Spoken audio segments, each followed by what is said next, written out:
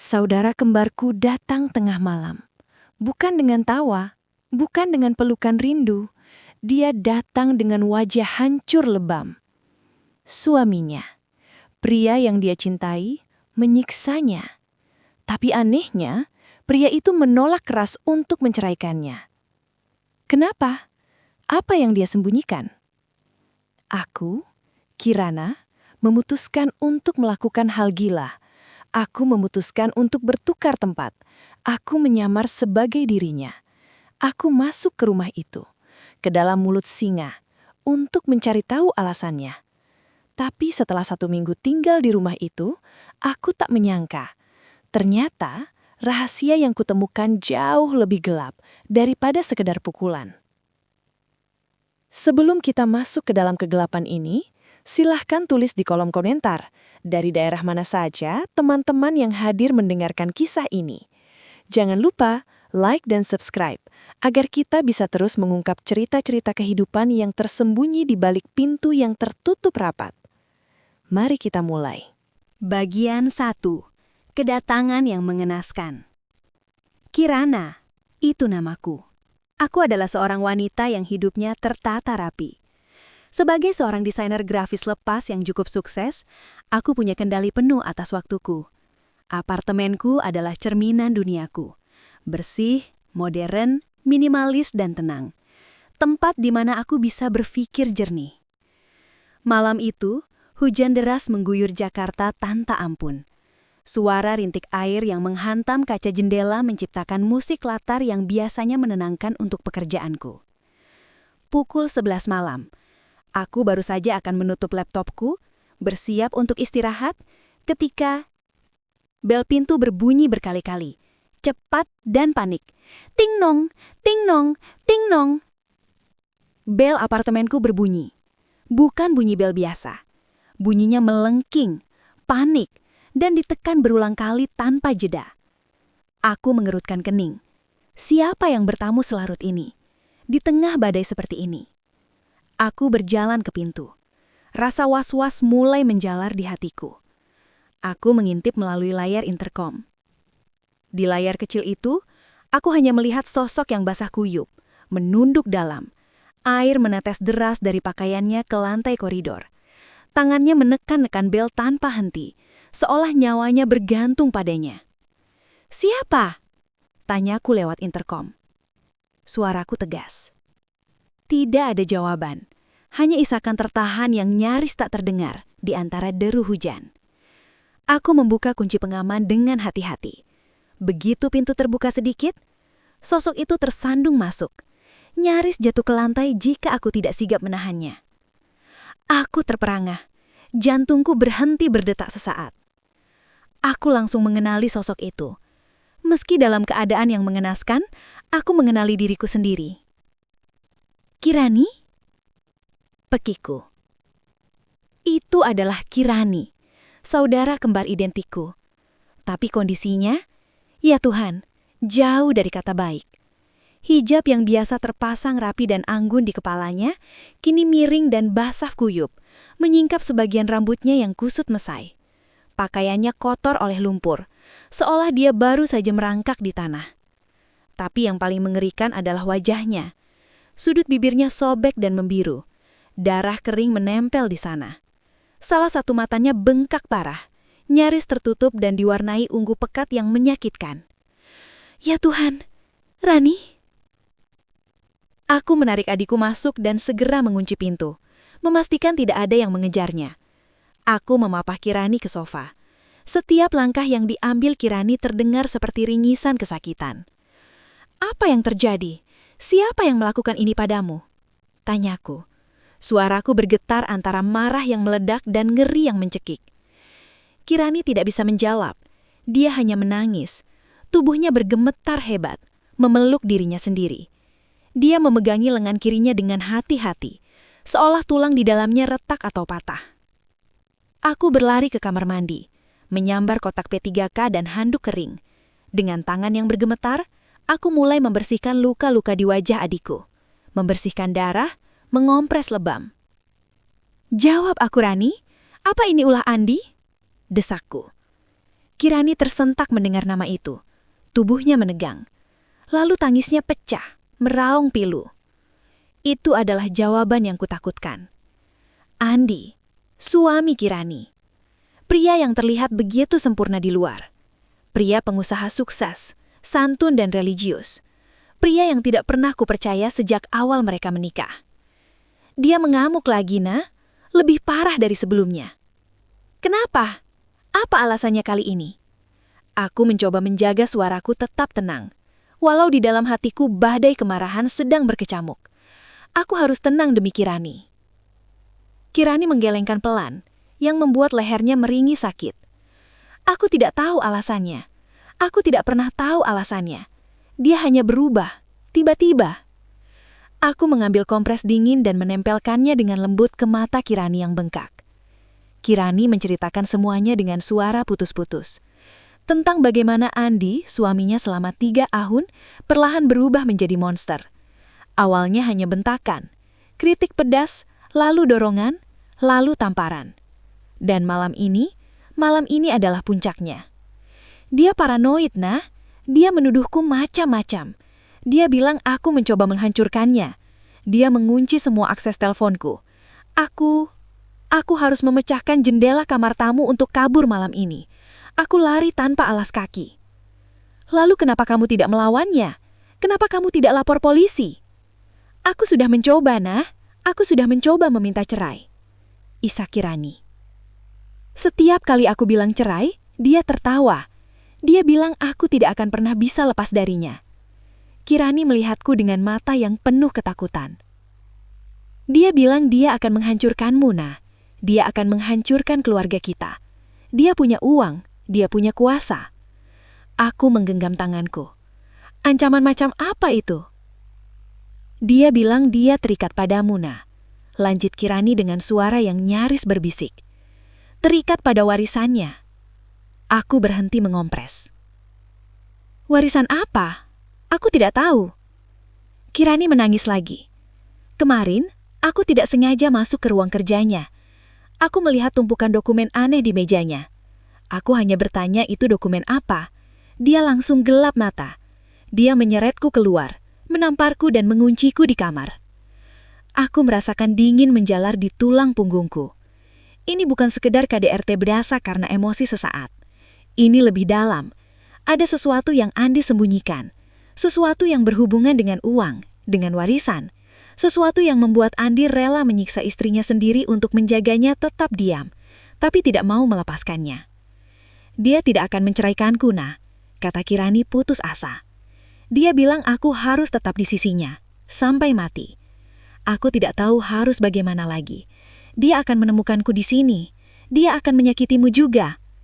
Aku memegang bahu adikku, erat, menatap matanya yang satu bengkak. Dia tidak akan menyentuhmu lagi. Tidak akan pernah. Malam ini kamu tidur di sini.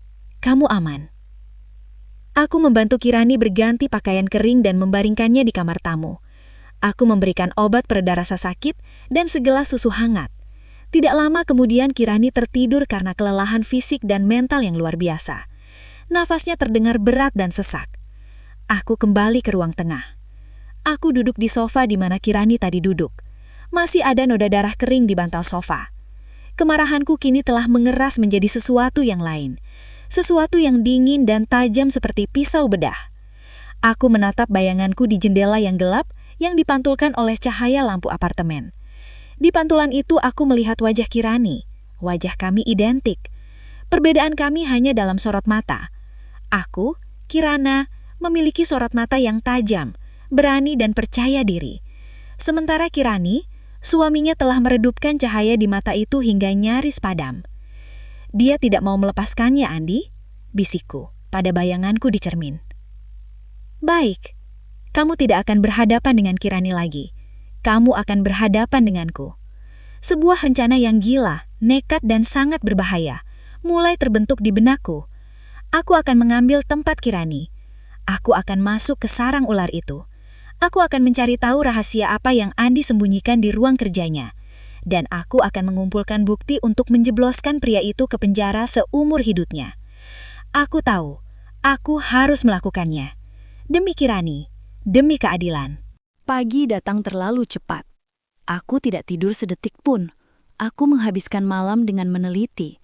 Aku mencari tahu tentang Andi di internet, tentang perusahaannya, tentang keluarganya.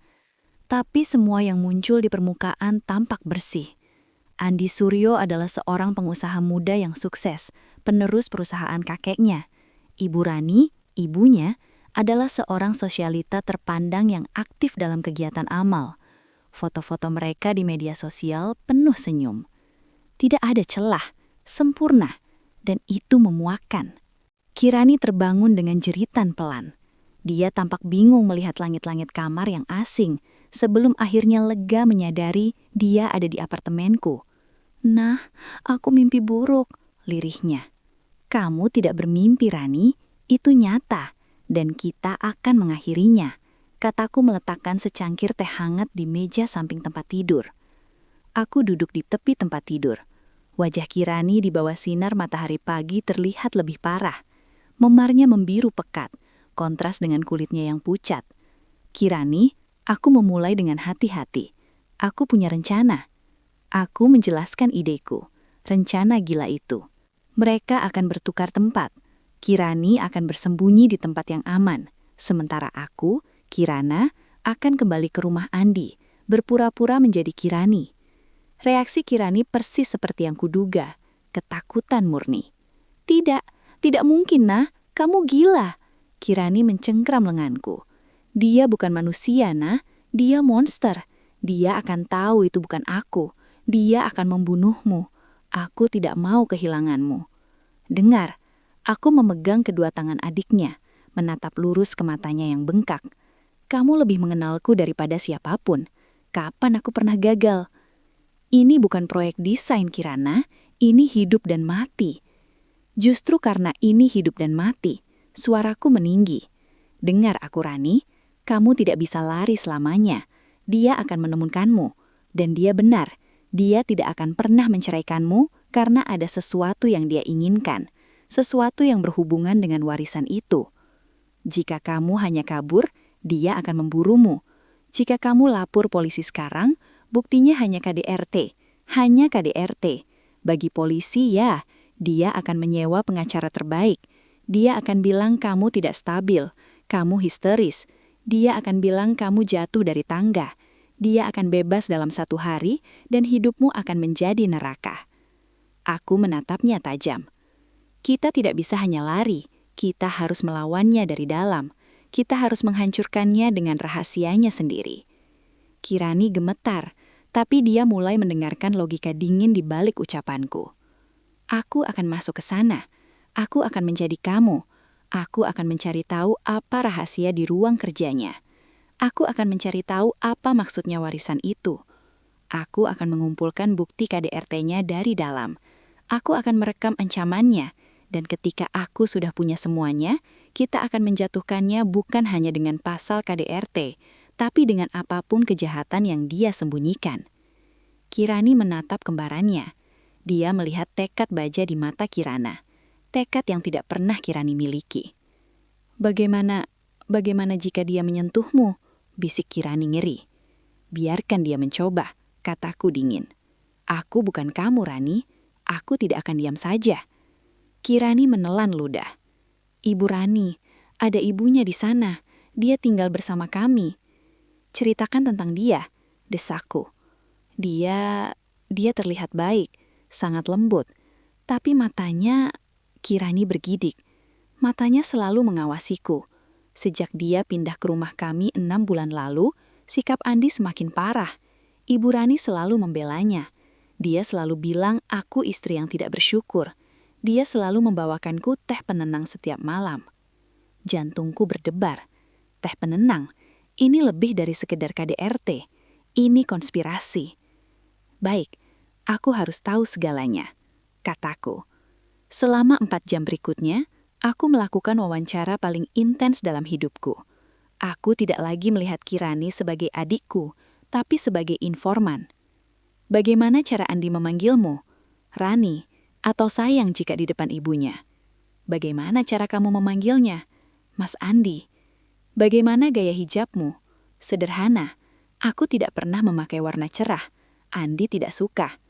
Apa kebiasaannya di pagi hari? Dia minum kopi hitam tanpa gula. Ibu Rani yang selalu menyiapkannya. Aku menyiapkan pakaian kerjanya. Di mana letak ruang kerjanya? Di lantai 2, di sebelah kamar kami. Selalu dikunci. Dia punya sidik jari dan kode. Bagaimana dengan kamarmu? Kita sudah lama tidak tidur sekamar. Dia tidur di kamar utama, aku tidur di kamar tamu di sebelahnya. Informasi itu mengalir. Setiap detail sekecil apapun, kurekam dalam benakku.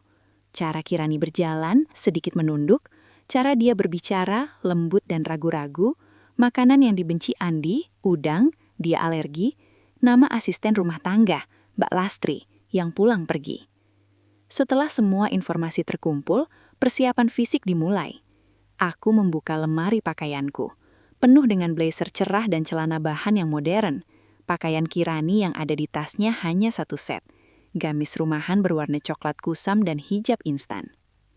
Aku harus terlihat seperti kamu, kataku. Kita memiliki tinggi yang sama, berat badan yang sama, tapi aku harus mengadopsi aura Kirani, aura wanita yang tertindas. Aku mengambil gunting. Rambutku sedikit lebih panjang dari Rani. Nah, jangan. Tanpa ragu, aku memotong rambut sebahuku beberapa sentimeter, menyamakannya dengan gaya rambut Kirani. Kemudian aku mengambil gamis coklat kusam itu dan memakainya. Aku mengambil hijab instan, lalu mematut diriku di cermin. Perubahannya instan. Aku terlihat lebih tua, lebih lelah. Bagaimana? Aku bertanya. Kirani terhesik. Kamu terlihat persis seperti aku. Belum, kataku. Aku mengambil sedikit riasan, bukan untuk mempercantik diri, tapi sebaliknya. Aku menciptakan bayangan gelap di bawah mataku, membuat wajahku terlihat kuyup, kurang tidur. Lalu aku berlatih. Aku berlatih berjalan dengan bahu sedikit membungkuk. Aku berlatih berbicara dengan suara pelan. Sekarang tempat persembunyianmu, kataku. Aku memiliki satu unit studio kecil di area lain di kota itu. Dulu aku gunakan sebagai kantor sebelum pindah ke apartemen yang lebih besar. Tempat itu kosong, perabotannya minimal, dan tidak ada yang tahu alamatnya. Kamu akan tinggal di sana. Aku sudah mengisinya dengan bahan makanan tadi pagi secara online. Ini kunci, dan ini ponsel baru. Aku menyerahkan ponsel murah. Hanya ada nomorku di dalamnya. Nomor lamamu hancurkan. Jangan hubungi siapapun, jangan keluar. Mengerti? Kirani mengangguk. Air mata kembali menggenang. Aku memesan taksi online untuk Kirani. Aku memakaikan Kirani kacamata hitam besar dan masker untuk menutupi lukanya. Di depan pintu, Kirani memelukku erat. Aku takut, nah. Aku sangat takut. Aku juga. Aku mengakui pelan. Tapi kemarahanku lebih besar daripada rasa takutku. Kamu pergilah.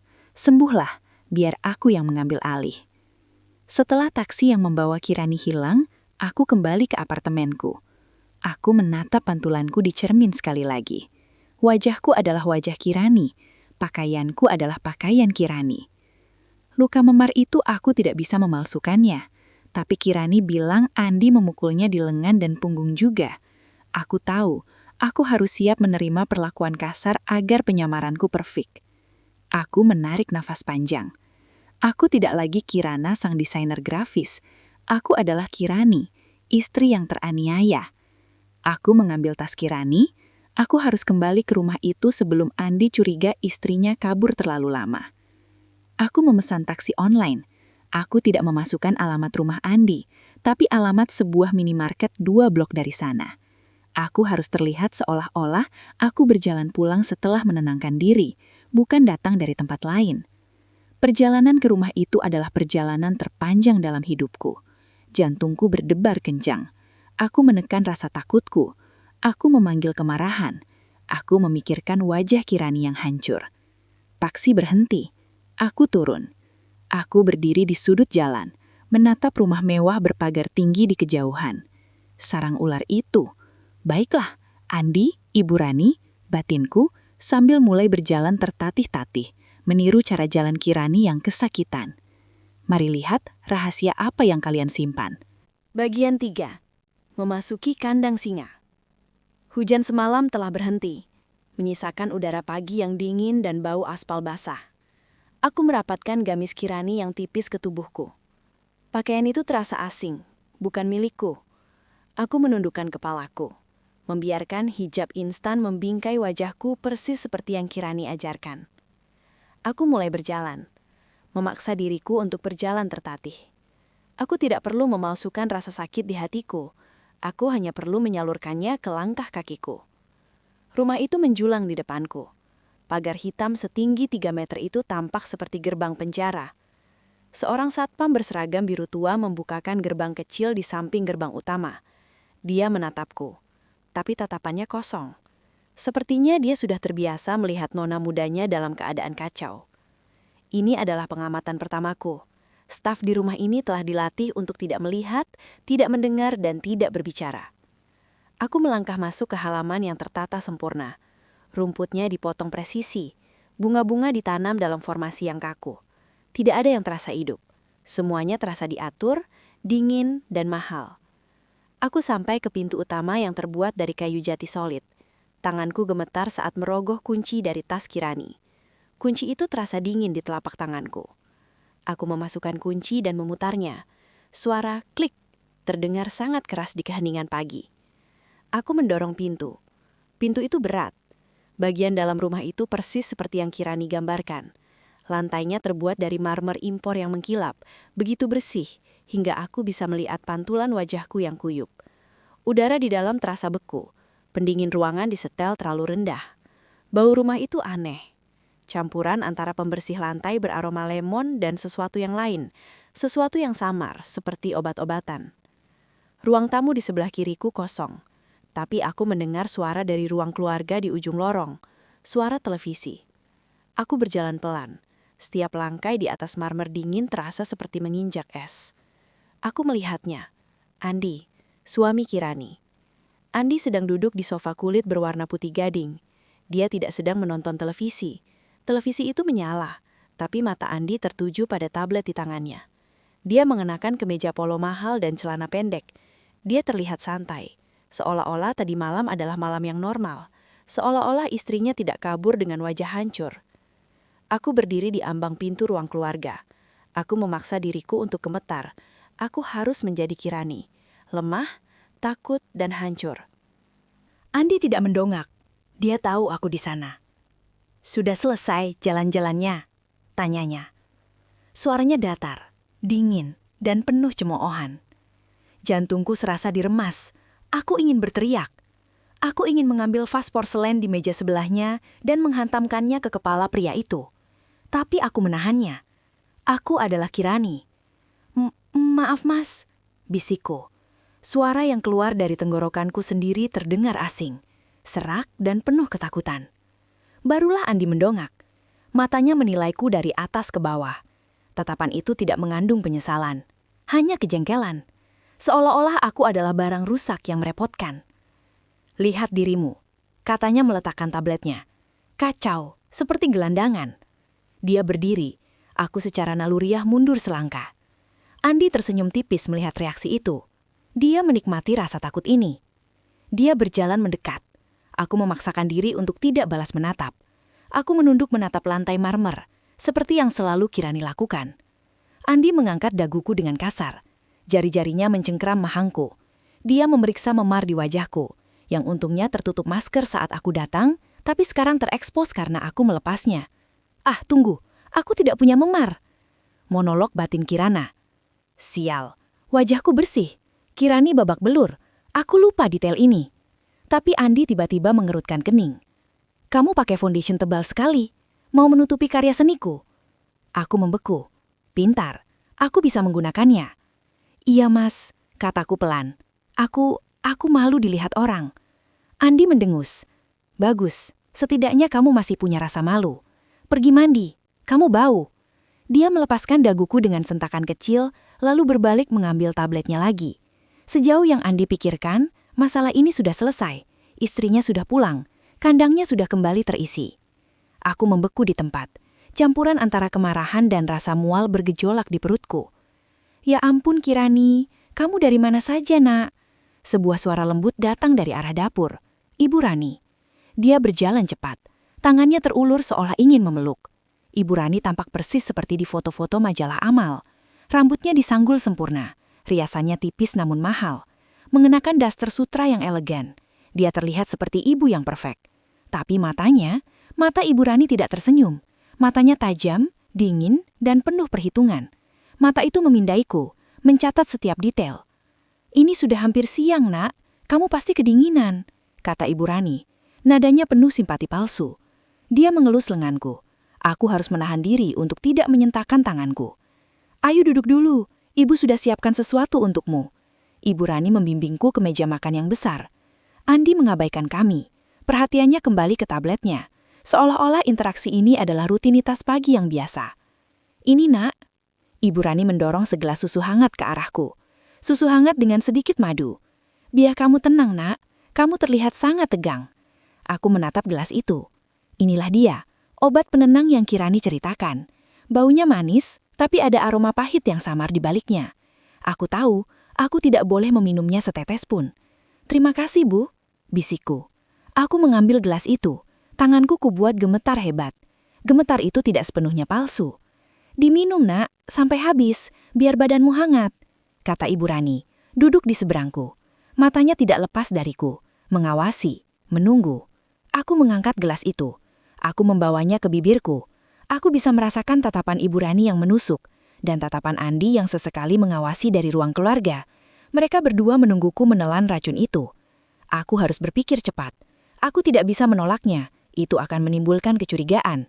Aku tidak bisa meminumnya, itu akan melumpuhkanku. Aku membawa gelas ke bibirku, lalu aku tersentak, seolah-olah rasa sakit di bibirku yang sobek tiba-tiba menyerang. "Aduh," pikirku pelan, nada Kirani yang cengeng. Pada saat yang sama, aku secara tidak sengaja menyenggol gelas itu dengan sikuku. Prang! Meskipun gelas kaca tebal tidak pecah, isinya tumpah ruah. Gelas itu terguling. Susu putih hangat tumpah ke atas meja kayu jati yang mahal, mengalir deras ke lantai marmer. "Ah!" Aku tersengap, pura-pura panik. "Maaf, Bu, maaf, tanganku licin." Keheningan melanda ruangan. Aku melihat kilatan amarah murni di mata Ibu Rani. Itu hanya sekilas, sepersekian detik, sebelum wajahnya kembali menjadi tapeng pekecitraan. "Aduh, Nak, ceroboh sekali," kata Ibu Rani. Suaranya masih lembut, tapi ada nada dingin di baliknya. "Tidak apa-apa, biar nanti Mbak Lastri yang bersihkan." Dari ruang keluarga, Andi mendengus kesal. "Merepotkan, bersihkan dirimu. Aku tidak mau melihat wajahmu sampai makan malam." Aku mengangguk cepat. "Iya, Mas. Maaf, Mas. Maaf, Bu." Aku bergegas bangkit dari kursi. Aku harus kabur dari situasi ini. Aku berjalan cepat, setengah berlari menaiki tangga besar menuju lantai 2. Aku tahu kamar mana yang harus dituju. Bukan kamar utama yang mewah tempat Andi tidur, tapi kamar Gatam di sebelahnya, kamar yang Kirani sebut sebagai penjaranya. Aku masuk ke kamar dan segera mengunci pintunya. Klik. Akhirnya, sendirian. Topengku runtuh. Aku bersandar di pintu, dadaku naik turun. Aku tidak menangis. Aku terlalu marah untuk menangis. Aku baru berada di rumah ini selama 10 menit, dan aku sudah merasakan kebencian yang begitu pekat. Aku memindai ruangan itu. Kamar itu rapi tapi menyedihkan. Jauh lebih kecil dari kamar lain. Perabotannya standar, ranjang tunggal, lemari kecil dan satu jendela yang menghadap ke dinding belakang rumah tetangga. Tidak ada foto, tidak ada barang pribadi. Ini bukan kamar, ini sel. Aku mendengar langkah kaki di luar pintu. Lalu suara bisikan Ibu Rani dan Andi. Suara Ibu Rani terdengar tajam, tidak lagi lembut. Dosisnya harus ditambah. Dia mulai melawan. Dia menumpahkannya dengan sengaja. Suara Andi yang berat menyahut. Dia tidak sepintar itu. Dia hanya ceroboh. "Tidak peduli bagaimana caramu melakukannya, Bu. Pastikan dia siap sebelum rapat minggu depan. Aku tidak akan membiarkan warisan kakek jatuh ke tangan wanita bodoh itu." "Tenang saja," balas Ibu Rani. "Minggu depan, dia tidak akan bisa menulis namanya sendiri. Dia akan menjadi sayuran." Suara langkah kaki mereka menjauh. Aku merosot ke lantai. Jantungku berdebar begitu kencang hingga terasa sakit. Rapat minggu depan. Warisan kakek. Membuatnya jadi sayuran.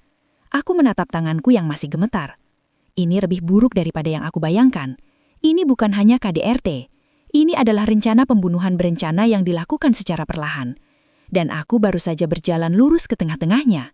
3 hari berikutnya adalah neraka yang diciptakan dengan hati-hati. Aku hidup dalam paranoia yang konstan. Aku harus memainkan peranku dengan sempurna. Aku adalah Kirani. Pagi hari, aku bangun, keluar dari kamarku dengan kepala tertunduk. Aku membuatkan kopi hitam tanpa gula untuk Andi, meletakkannya di meja tanpa melakukan kontak mata, lalu segera menyingkir. Permainan kucing dan tikus dengan Ibu Rani menjadi jauh lebih berbahaya. Ibu Rani akan muncul di saat-saat yang tidak terduga, selalu membawa secangkir teh herbal atau jus kesehatan. "Kamu terlihat pucat, Nak. Minum ini." Aku menjadi ahli dalam membuang cairan-cairan itu. Aku akan membawanya ke kamar, berpura-pura meminumnya, lalu menuangkannya ke pot tanaman hias yang ada di sudut kamarku. Aku tahu tanaman itu akan mati, tapi itu lebih baik daripada diriku yang mati. Aku juga harus berpura-pura. Aku bertingkah sedikit linglung, sedikit lambat merespons. Aku harus membuat mereka percaya bahwa obat-obatan yang tidak kuminum itu mulai bekerja. Aku mengamati. Aku adalah bayangan di rumah itu. Aku mencatat rutinitas mereka. Andi pergi ke kantor tepat jam 9 pagi dan kembali jam 6 sore. Mbak Lastri bekerja dari jam 8 pagi sampai jam 4 sore. Mbak Lastri adalah wanita paruh baya yang ketakutan. Dia tidak pernah berbicara padaku. Jika kami berpapasan di lorong, dia akan menunduk dan berjalan cepat. Dia tahu apa yang terjadi di rumah ini, dan dia terlalu takut untuk terlibat. Itu memberiku jendela waktu, antara jam 3 sore saat Ibu Rani pergi, dan jam 4 sore saat Mbak Lastri pulang. 1 jam emas. Hari keempat, aku mendapatkan kesempatanku. Ibu Rani pergi untuk acara amal, Andi di kantor. Mbak Lastri sedang menyetrika di ruang cuci di lantai bawah. Aku menyelinap keluar dari kamarku. Tujuanku pertama, kamar Ibu Rani. Kamar itu sangat rapi, beraroma lavender yang menyengat. Semuanya tertata sempurna. Aku bergerak cepat. Aku tahu dari Kirani bahwa Ibu Rani memiliki meja rias antik dengan banyak laci. Aku memeriksa semuanya. Kosmetik, perhiasan, lalu di laci paling bawah, aku menemukan sebuah kotak kayu yang terkunci. Aku tidak punya waktu untuk mencari kunci. Aku mengeluarkan jepit rambut dari hijabku. Keterampilan ini tidak kupelajari di sekolah desain, tapi dari ayahku yang seorang tukang reparasi jam tangan. Aku memasukkan jepit itu ke lubang kunci, memutarnya dengan sabar. Klik, terbuka. Isinya membuat darahku membeku. Itu bukan perhiasan, itu adalah deretan botol obat resep. Aku mengambil botol-botol itu satu persatu. Mataku membelalak ngeri. Semuanya atas nama Kirani. Ada diazepam dosis tinggi, olanzapin, obat antipsikotik yang kuat, lorazepam. Obat-obat ini, jika diminum bersamaan tanpa pengawasan medis yang benar, akan menyebabkan kebingungan parah, kehilangan ingatan, paranoia, dan akhirnya keadaan katatonik, keadaan sayuran seperti yang Ibu Rani katakan. Ini adalah bukti. Ini adalah senjata pembunuhan mereka. Aku mengeluarkan ponsel sekali pakai yang kusembunyikan di balik lemari pakaianku. Aku memotret setiap botol, setiap label resep, setiap nama dokter yang meresepkannya. Dokter Aris. Aku akan mengingat nama itu. Aku mengembalikan semuanya persis seperti semula, mengunci kembali kotaknya. Tujuan kedua, ruang kerja Andi. Aku sudah tahu ini akan sulit. Kirani benar. Pintu kayu solid itu dilengkapi dengan panel keamanan canggih, pemindai sidik jari dan kipet numerik. Tidak mungkin dibobol dengan jepit rambut. Aku berdiri di depan pintu itu frustrasi. Semua jawaban ada di balik pintu ini. Surat wasiat, dokumen warisan, rencana mereka. Aku beralih ke meja kerja kecil Andi yang ada di luar ruang kerja, di area perpustakaan kecil. Meja itu rapi. Hanya ada beberapa buku bisnis dan sebuah kalender desa. Aku memeriksa kalender itu. Aku membalik ke minggu ini. Di sana, di hari Jumat, 5 hari dari sekarang, sebuah lingkaran merah dibuat dengan spidol. Di dalam lingkaran itu tertulis 2 kata, Rapat Ahli Waris, 10.00. Ini dia, hari H, rapat yang akan menentukan nasib Kirani. Aku sedang sibuk memotret kalender itu ketika aku mendengar suara yang paling tidak ingin ku dengar. Suara SFX, mesin mobil menderu masuk garasi. Suara mesin mobil di garasi. Andi, dia pulang lebih awal. Jantungku serasa berhenti berdetak. Aku masih di lantai atas, di depan ruang kerja Andi. Mbak Lastri di lantai bawah, dia tidak akan mendengarku. Aku panik. Aku memasukkan ponselku di dalam saku gamisku. Aku berlari tanpa suara di atas karpet tebal menuju kamarku. Aku baru saja memutar gagang pintu kamarku ketika aku mendengar suara Andi di lantai bawah membentak Mbak Lastri tentang sesuatu. Aku masuk ke kamar, mengunci pintuku, dan melompat ke tempat tidur. Aku menarik selimutku, memejamkan mataku, dan mencoba mengatur nafasku. Aku harus terlihat sedang tidur. Beberapa detik kemudian, aku mendengar langkah kaki berat di lorong. Langkah kaki itu berhenti tepat di depan pintu kamarku.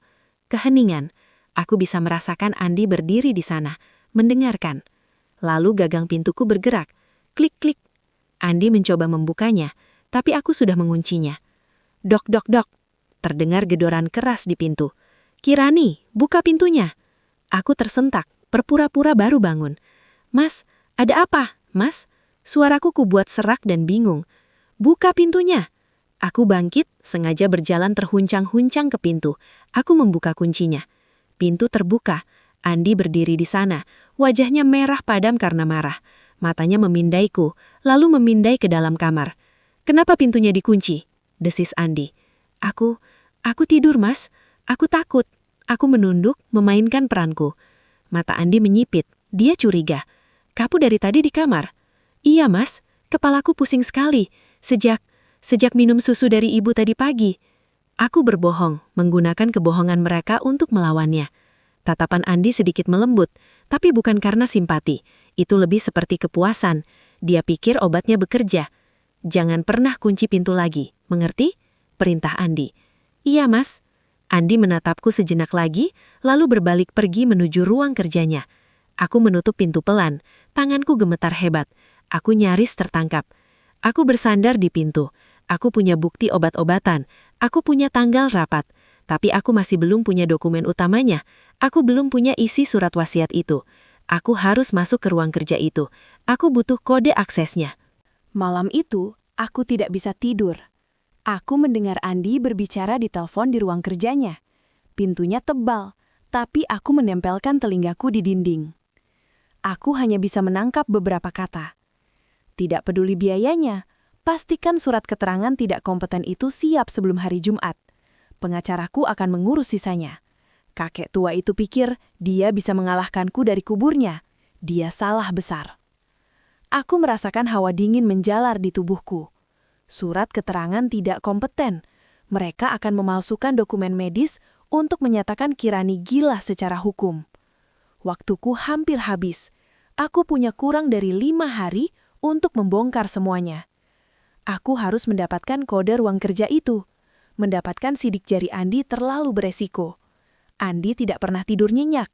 Itu artinya, aku harus melihatnya memasukkan kode itu. Aku menghubungi Kirani lewat ponsel rahasiaku. Rani, ruang kerja Andi terkunci dengan kode. Apa kamu pernah melihat kodenya? Tanyaku putus asa. Tidak pernah, nah, jawab Kirani di ujung telepon. Dia selalu memastikanku jauh dari sana. Aku menghela napas frustasi. Tapi Kirani tiba-tiba berkata, ada sesuatu. Andi itu, dia sangat terobsesi pada kebersihan. Dia benci kotor. Dia benci barang tidak pada tempatnya.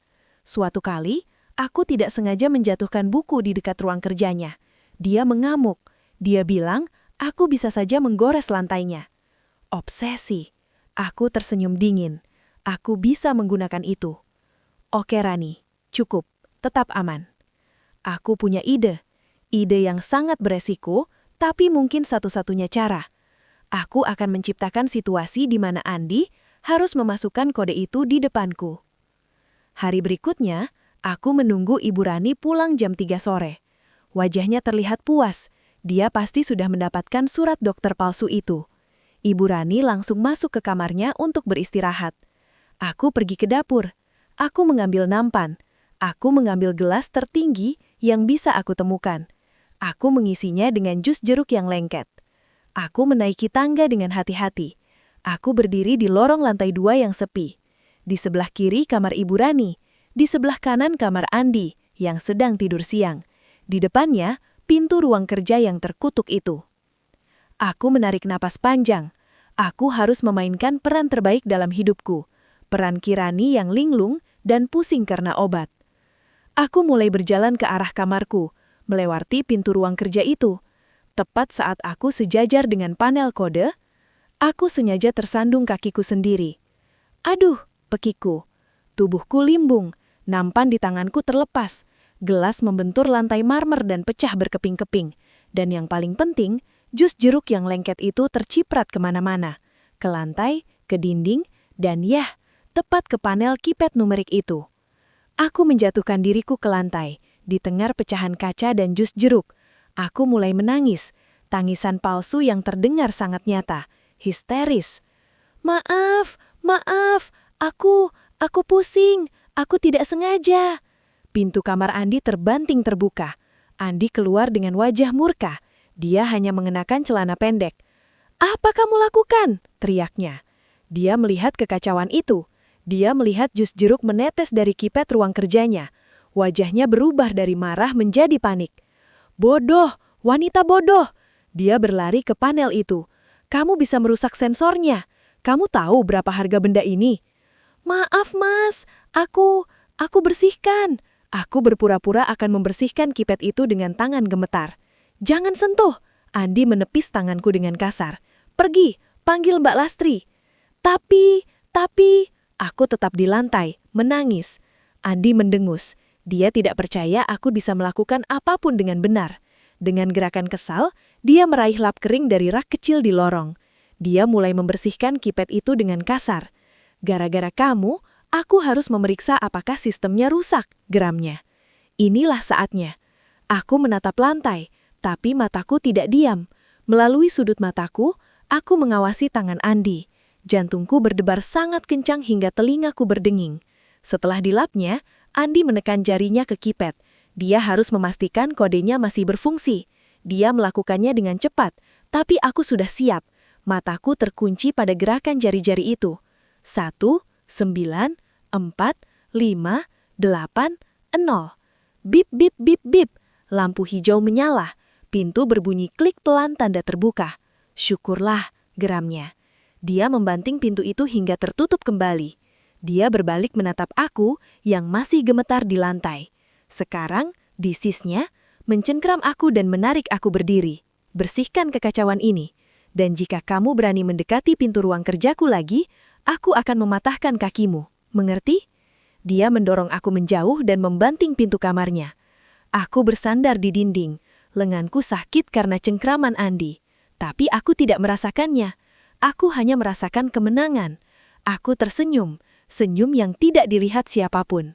1, 9, 4, 5, 8, 0. Kode kemerdekaan. Dan entah apa arti 80 itu. Tidak masalah. Aku kini memegang kunci. Bagian 6. Berangkas dan surat wasiat. Hari Kamis malam sebelum rapat. Pukul 8 malam, Andi dan Ibu Rani sedang makan malam. Tiba-tiba ponsel Andi berdering. Halo, ada apa? Suara Andi berubah serius. Apa maksudmu ada audit mendadak di pabrik malam ini? Sialan, siapa yang memberi perintah? Baiklah, aku ke sana sekarang. Andi mendorong kursinya. Ada apa, nak? Tanya Ibu Rani cemas. Ada masalah di pabrik. Seseorang memerintahkan audit dadakan. Aku harus ke sana. Ini bisa berjam-jam, kata Andi penuh amarah. Ini pasti ulah salah satu dewan direksi yang masih setia pada kakek. Malam ini, tapi besok rapat penting. Aku tahu, Bu. Ibu tetap di sini. Pastikan Kirani tidak berulah. Beri dia dosis double malam ini. Aku mau dia benar-benar linglung besok pagi. Aku mendengar pintu depan dibanting. Mobil Andi melaju kencang. Satu rintangan pergi. Sekarang tinggal Ibu Rani. Aku di dapur, mencuci piring. Ibu Rani datang. Kamu pergi ke supermarket super sehat di Jalan Merdeka. Beli semua bahan ini. Ini untuk minuman kesehatan besok pagi. Dia memberiku daftar belanjaan aneh dan alamat yang jauh di seberang kota. Aku menyadari apa yang terjadi. Ibu Rani ingin aku pergi. Mungkin dia juga ingin pergi keluar sebentar. Aku memesan taksi online, tapi aku tidak naik. Aku menunggu di balik gerbang. Benar saja, 5 menit kemudian Ibu Rani pergi dengan mobilnya. Rumah itu kosong. Aku berlari masuk. Aku mengunci pintu depan. Aku sendirian. Hening, hanya suara detak jantungku sendiri. Aku berlari menaiki tangga. Aku berdiri di depan pintu ruang kerja Andi. Tanganku gemetar. 1, 9, 4, 5, 8, 0. Dip. Lampu hijau. Pintu terbuka. Aku masuk. Ruangan itu gelap. Aku menyalakan lampu meja. Aku langsung menuju target yang kucurigai sejak lama. Sebuah lukisan abstrak besar di dinding belakang meja Andi. Aku mendorong lukisan itu. Lukisan itu bergeser ke samping, memperlihatkan sebuah brankas digital yang tertanam di dinding. Brankas lain, sialan. Aku mencoba kode pintu, 194580. Gagal. Lampu merah.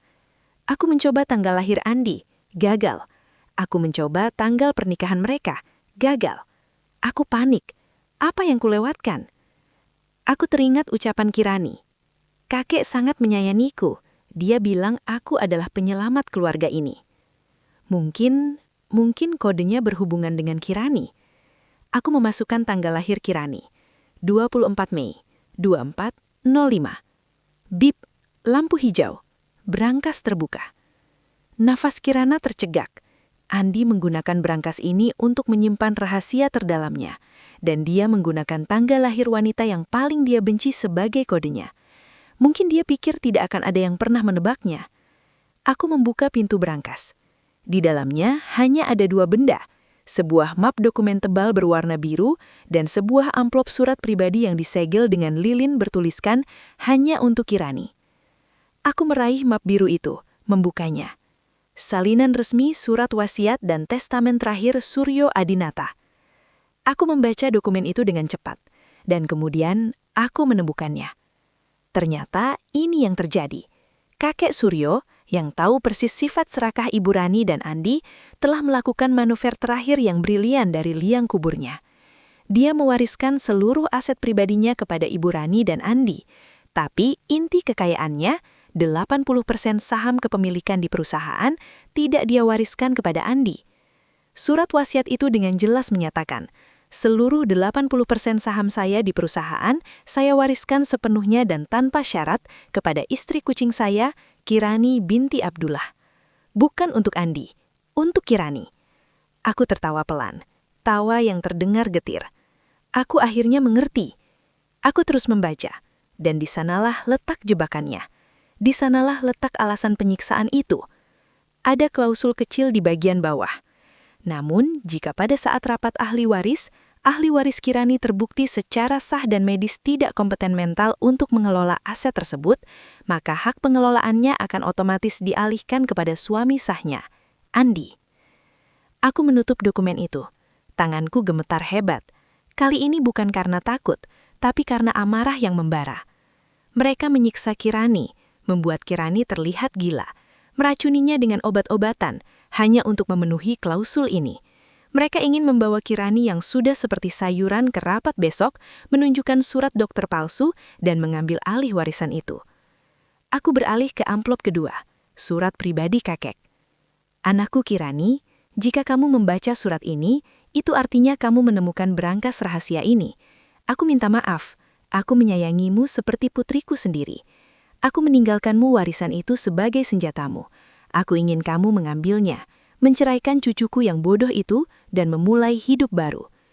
Aku tahu mereka akan mencoba merebutnya. Jika kamu dalam bahaya, temui Tuan Setiadi, pengacara keluarga yang asli.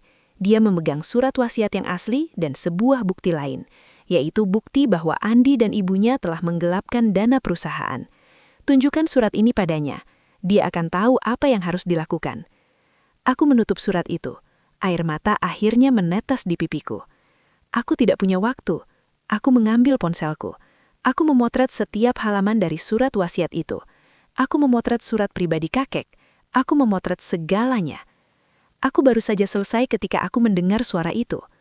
Suara gerbang depan terbuka. Ibu Rani pulang. Aku membeku. Aku masih di dalam ruang kerja. Aku berlari ke pintu, mematikannya dan keluar. Aku menutup ruang kerja. Aku baru saja akan berlari ke kamarku ketika aku mendengar suara pintu depan terbuka di lantai bawah. Kirani, suara Ibu Rani menggema. Kamu sudah pulang?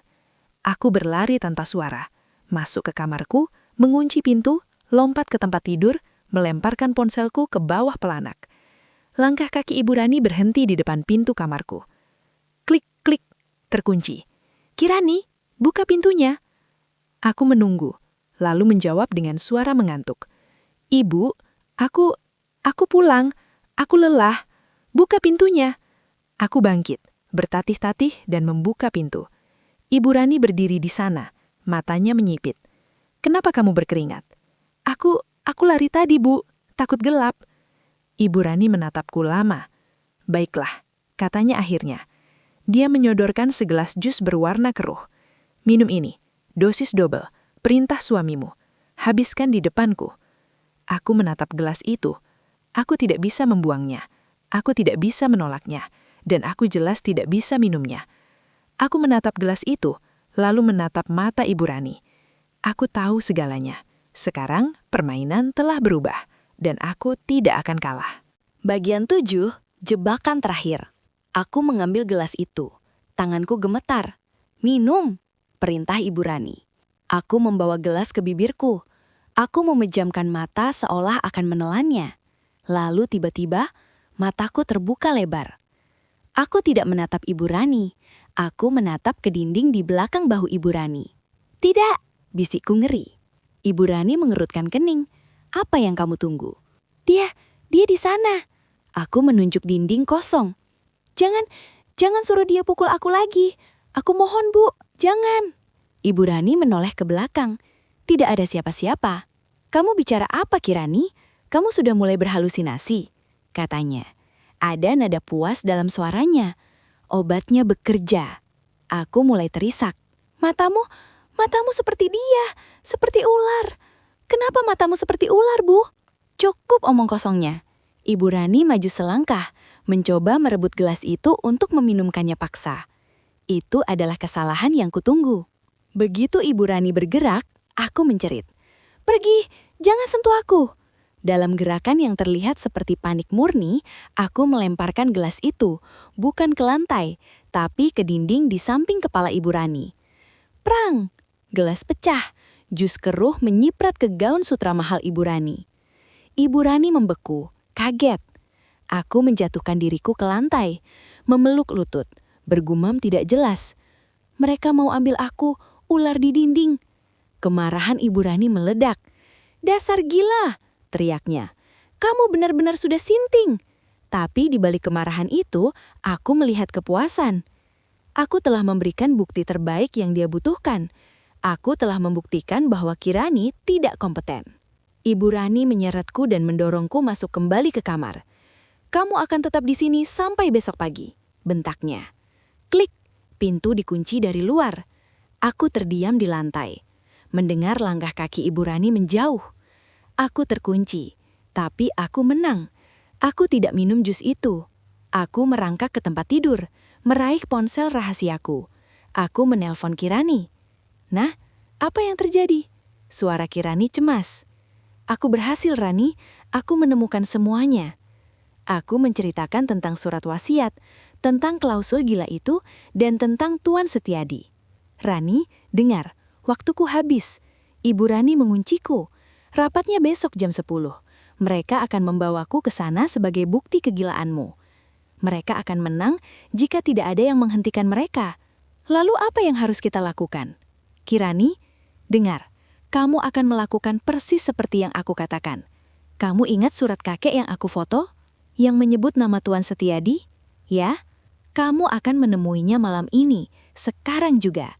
Aku akan mengirimkan semua bukti padamu. Kamu akan tunjukkan semuanya pada Tuan Setiadi. Gunakan kata kunci yang kakek tulis. Ular-ular itu akan menggigit. Tapi aku takut. Kirani, suaraku tajam. Kamu ingat wajahmu di cermin malam itu? Kamu ingin Andi menang. Kamu ingin dia mendapatkan semuanya setelah menyiksamu. Keheningan. Lalu suara Kirani kembali, lebih kuat. Tidak, dia tidak akan menang. Berikan alamatnya. Aku akan pergi sekarang. Aku mengirimkan semua data. Lalu aku menghapus semuanya dari ponselku dan mematikannya. Sekarang, aku hanya bisa menunggu. Bagian 8. Rapat ahli waris. Pukul 8 pagi. Pintu kamarku dibuka. Andi dan Ibu Rani berdiri di sana, berpakaian rapi, wajah dingin penuh percaya diri. "Sudah waktunya, Kirani," kata Andi datar. Aku tidak mengatakan apa-apa. Aku memainkan peranku sebagai sayuran. Rambutku kusut, mataku kosong. Aku membiarkan diriku diseret ke mobil. Perjalanan ke kantor pengacara itu terasa lama. Aku menatap keluar jendela.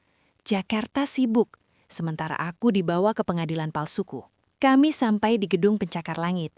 Kantor hukum Lukman Associates, pengacara bayaran Andi. Ruang rapat itu mewah dan dingin. Aku didudukan di antara Andi dan ibunya. Di seberang meja, ada Pak Lukman, pengacara licin itu. Dan Dr. Aris, dokter korup yang mereka bayar. Pak Lukman membuka mapnya.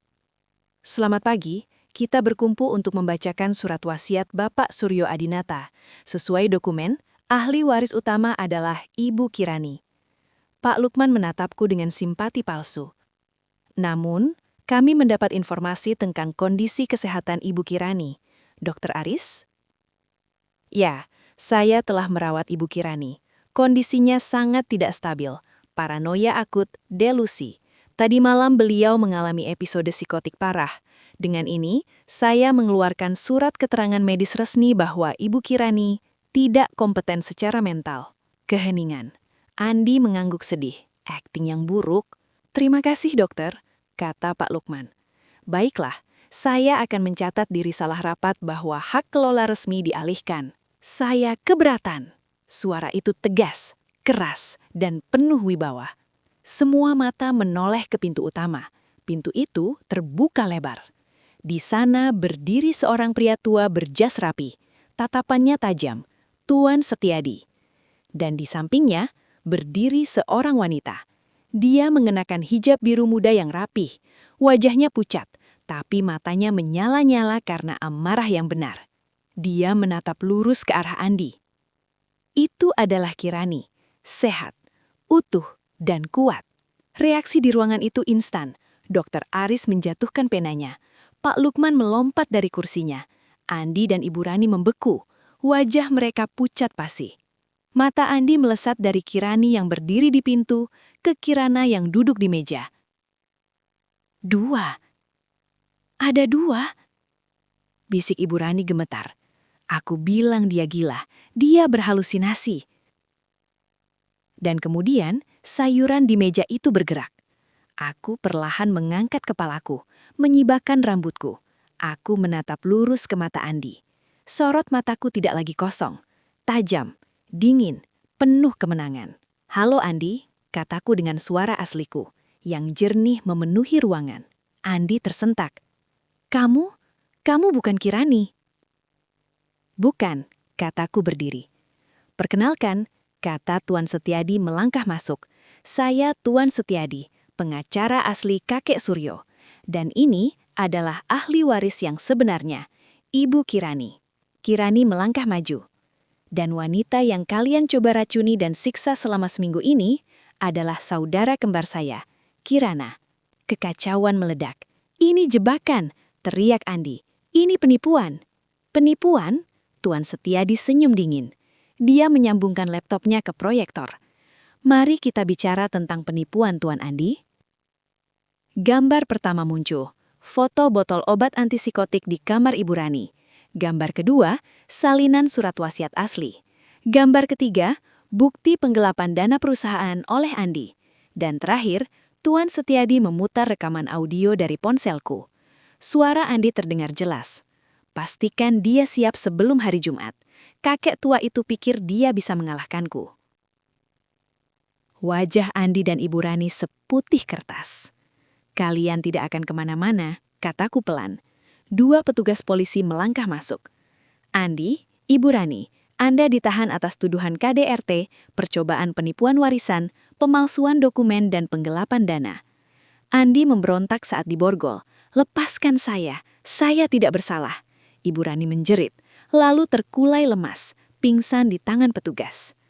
Saat Andi digiring melewati Kirani, dia mendesis penuh hasratan. "Kamu akan membayar ini, Kirani. Kamu pikir kamu menang?" Kirani melangkah maju. Dia berdiri sejingkal di depan suaminya yang terborgol. "Kamu tidak akan kemana-mana, Andi," kata Kirani kuat. Dia mengeluarkan selembar kertas. Ini adalah laporan visum dari malam aku mengabur.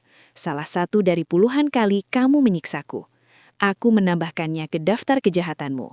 KDRT berat. Andi terdiam, dan Tuan Setiadi memberi pukulan terakhir. Ada satu klausul lagi.